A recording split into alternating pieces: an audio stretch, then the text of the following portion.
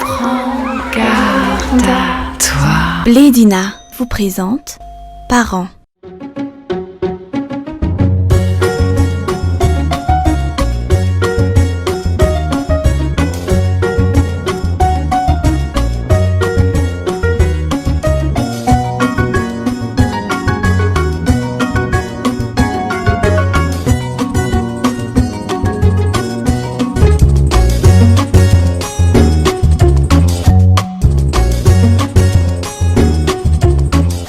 Bonsoir tout le monde et bonsoir Docteur Sylvia.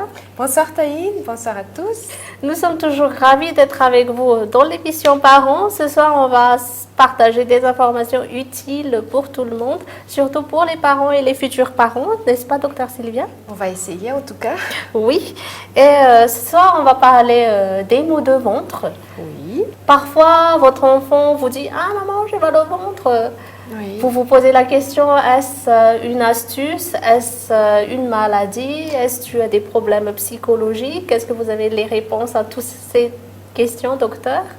Oui, c'est vrai que beaucoup d'enfants se plaignent de temps en temps d'avoir mal au ventre.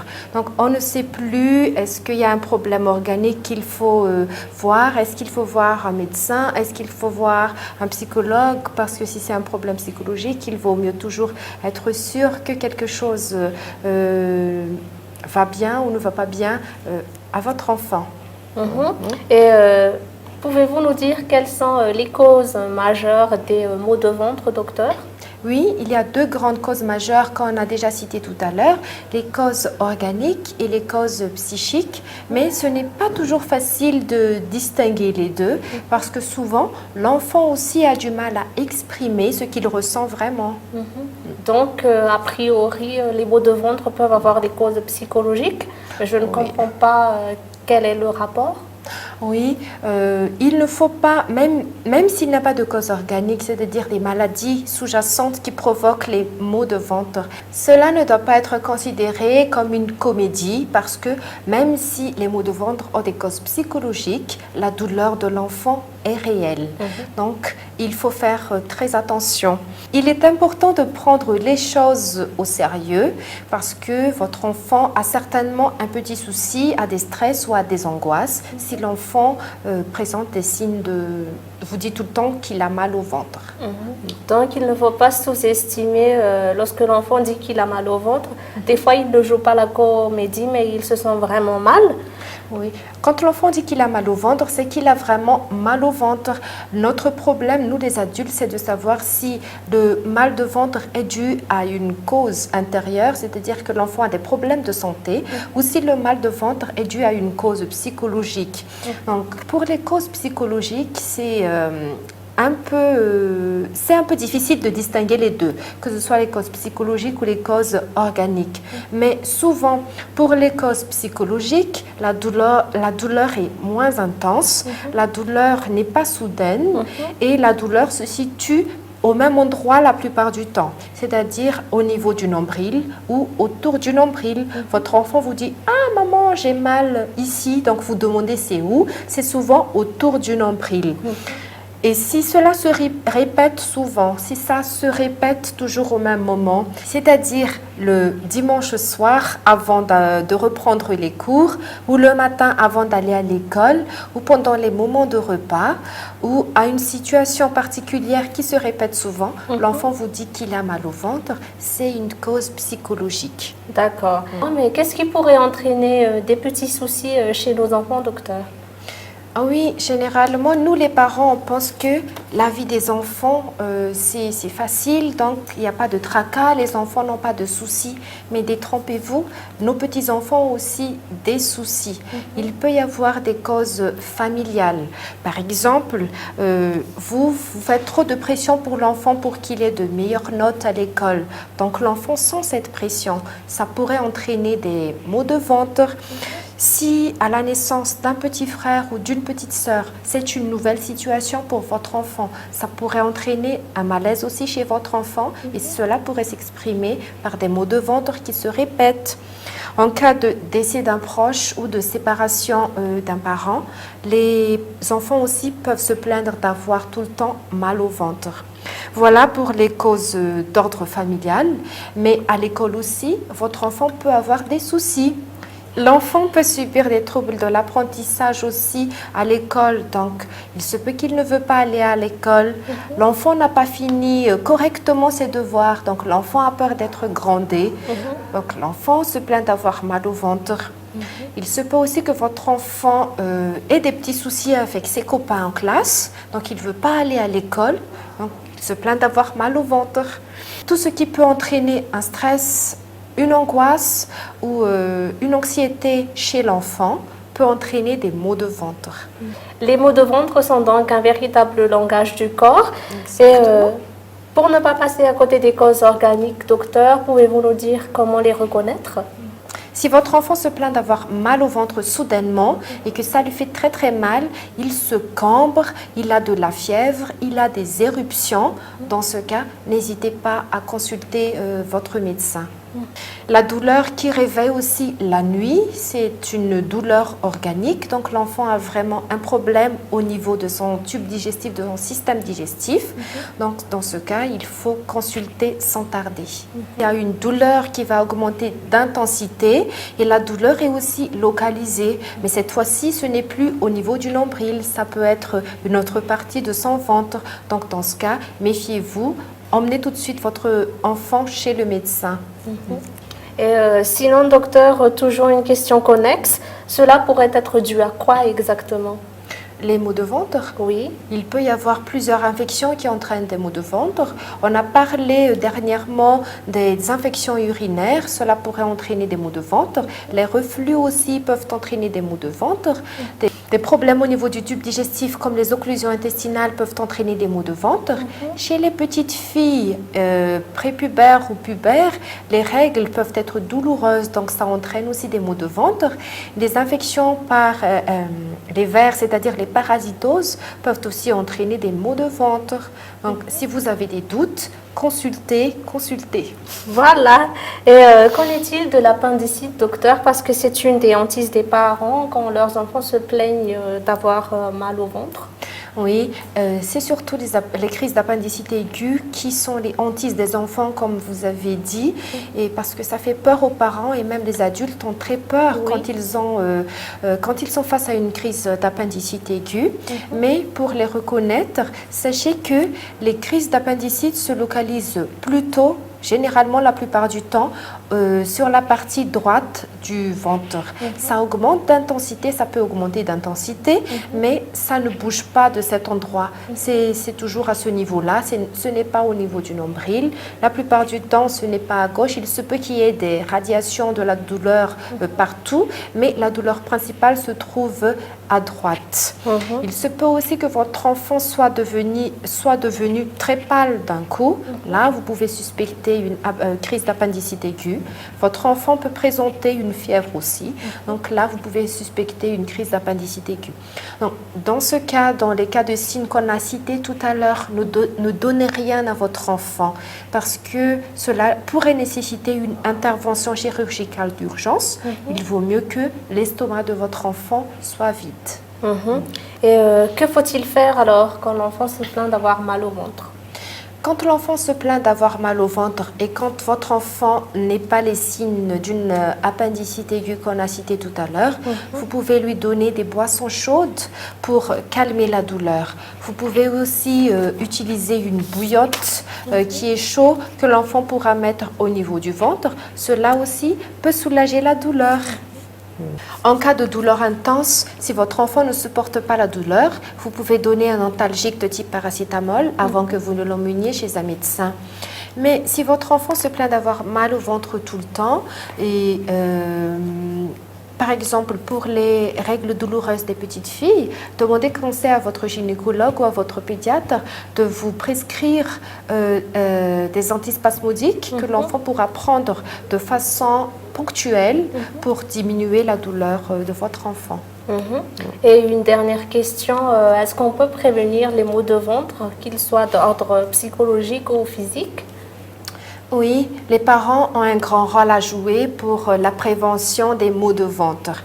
Tout d'abord, au niveau de l'alimentation de son enfant, si votre enfant est sujet à des maux de ventre à répétition, privilégiez les aliments riches en fibres, comme les céréales, certains légumes et certains fruits. Et ne donnez pas trop de boissons gazeuses aussi à des enfants qui se plaignent d'avoir mal au ventre tout le temps. Cela pourrait aggraver son problème. Pour les activités physiques, on a tendance à dire que quand un enfant a mal, c'est normal que l'on ne veut pas que l'enfant bouge. Mais il faut savoir que les intestins ont besoin d'exercice physique pour fonctionner normalement, pour bien fonctionner. Donc, privilégiez les activités physiques régulières, une fois par semaine, pendant les gyms à l'école ou pendant le week-end. Courez un peu avec votre enfant pour stimuler son système digestif. Et pour les problèmes psychologiques, qu'est-ce que les parents pourraient faire? Pour les problèmes d'ordre psychologique, c'est surtout l'écoute qu'il faut privilégier. Il faut écouter son enfant, il faut parler avec lui pour savoir qu'est-ce qui le tourmente, qu'est-ce qui le tracasse, parce que des fois c'est quelque chose que nous adultes, on ne soupçonne même pas, mais cela pourrait travailler son enfant. Il ne faut pas avoir une attitude trop protecteur, il faut juste être bienveillant, il faut que l'enfant sache que quand il a un problème, il peut se confier à nous. D'accord. Et je suppose qu'il est aussi utile de tenir un petit journal de bord, n'est-ce pas? C'est mieux de tenir un petit journal de bord pour savoir à quel moment la douleur se manifeste. C'est l'intensité de sa douleur, est-ce que ça fait très mal? Combien de fois par jour ou combien de fois par semaine, c'est-à-dire la fréquence de la douleur? Qu'est-ce qui peut provoquer la douleur? À quel moment de la journée les maux de ventre se manifestent? Donc cela pourrait aider aussi bien nous les parents que quand on emmène voir un médecin à savoir quel est le problème et dans ce cas on peut mieux aider son enfant. J'espère qu'on a aidé les parents avec toutes les informations et les conseils qu'on a partagés ce soir sur les maux de ventre. Oui, ce n'est pas facile d'éduquer un enfant. Oui, tout à fait, ce n'est pas facile, mais on essaie tous autant qu'on peut. Et on va laisser de côté la rubrique principale de notre émission. On se retrouve après la pause.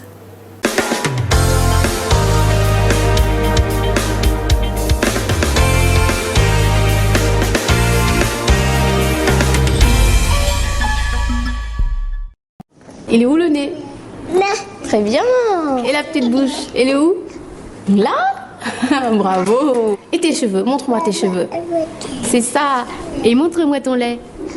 Ça? Mais tu comprends tout, toi. Blé lait croissance n'est pas un lait ordinaire. Il contient des nutriments essentiels dont du combifère, une combinaison de fer et d'acides gras essentiels pour soutenir son développement cérébral. Blé lait croissance, le lait de croissance des petits futés. Parce que la peau de votre bébé est dotée d'une richesse insoupçonnée, un capital unique pour toute une vie, aujourd'hui, Mustela réinvente ses soins. De nouvelles formules toujours sans parabènes, sans phtalates, sans phenoxyéthanol, une moyenne de 92% d'ingrédients d'origine naturelle et enrichie d'un nouvel actif breveté, le perséose d'avocat.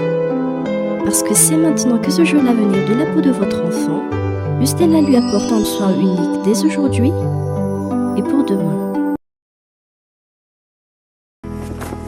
Quand on devient femme, après un bébé ou quand le corps change, on peut souffrir de sécheresse intime. Roger Cavaillès a créé le premier gel de toilette intime spécial sécheresse aux extraits d'olivier. Chaque jour, il aide à maintenir l'hydratation naturelle. Roger Cavaillès spécial sécheresse pour oublier la sécheresse intime.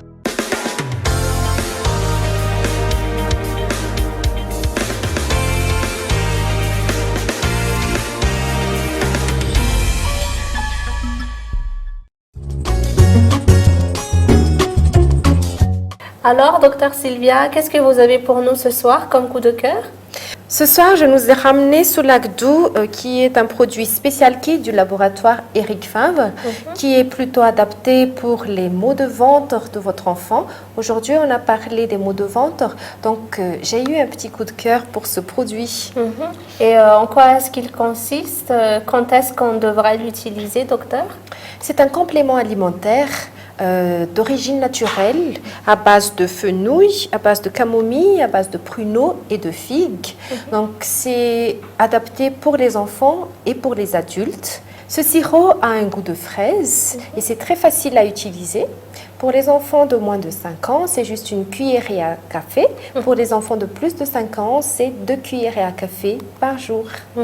Donc, c'est un complément alimentaire. Est-ce qu'on a besoin d'une prescription médicale, d'une ordonnance? Les compléments alimentaires n'ont pas besoin de prescription médicale, mais ce produit peut être prescrit par un médecin. Vous pouvez juste demander conseil à votre pharmacien si vous avez des problèmes pour le transit de votre enfant, en cas de constipation, en cas de diarrhée. Si les problèmes de maux de ventre dont on a cité tout à l'heure se répètent souvent, vous pouvez donner Soulactou. Et donc, il convient aussi aux enfants de moins de 3 ans, moins de 5 ans? Moins de 5 ans, ce produit est conseillé à partir de 3 ans. D'accord, merci de nous avoir apporté ce produit de chez Eric Favre. Je ne savais pas personnellement qu'ils avaient des produits spécial kit. Et on va laisser de côté la rubrique coup de cœur, on revient après. Si vous ne nous suivez que maintenant, on vous rappelle que vous êtes en train de suivre l'émission Parents. Alors, dans la dernière rubrique de notre émission, ce soir, je vais lire la question de Liv. Pour le trotteur, il vaut mieux mettre des chaussures à son bébé ou le laisser pieds nus? Oui. C'est une question très pertinente, Liv. Le trotteur est très apprécié des enfants dès qu'ils sont capables de se tenir seuls assis, n'est-ce pas? Oui. C'est pour eux un instrument libéral génial. Et on voit qu'au début, les enfants font du marche arrière quand ils vont sur un trotteur. Et on a peur que les enfants se fassent mal aux pieds. Oui. Parce qu'au début, les enfants se mettent sur la pointe des pieds. Oui. C'est normal. Mais au fur et à mesure, il va comprendre que pour aller de l'avant, il vaut mieux se pencher un tout petit peu. Et je conseille de ne pas mettre des chaussures pour un enfant qui est à son essai de trotteur. Il vaut mieux laisser son enfant pieds nus. Ou si vous n'aimez pas laisser votre enfant pieds nus parce qu'il se peut qu'il ait un peu froid, mettez des chaussettes qui ont des anti-agrippants. Cela pourrait aider votre enfant à mieux sentir le sol et à bien savoir marcher après. Oui, tout à fait. Donc, c'est plus préconisé de ne pas mettre des chaussures, mais sinon, il faut veiller à ce que l'enfant soit dans un espace bien sécurisé, n'est-ce pas? Il faut toujours que l'enfant soit dans un espace bien sécurisé et il faut toujours surveiller son enfant. Même s'il est sur un trotteur, il peut toujours tomber. Donc, il faut toujours la surveillance d'un adulte pour un petit enfant qui est sur un trotteur. Voilà, tout à fait. Et j'espère qu'on a bien répondu à la question de Liva. C'est la fin de notre émission. On se retrouve la semaine prochaine. Au revoir. C'était Parents avec Blédina. Blédina, toujours plus près des mamans et des bébés.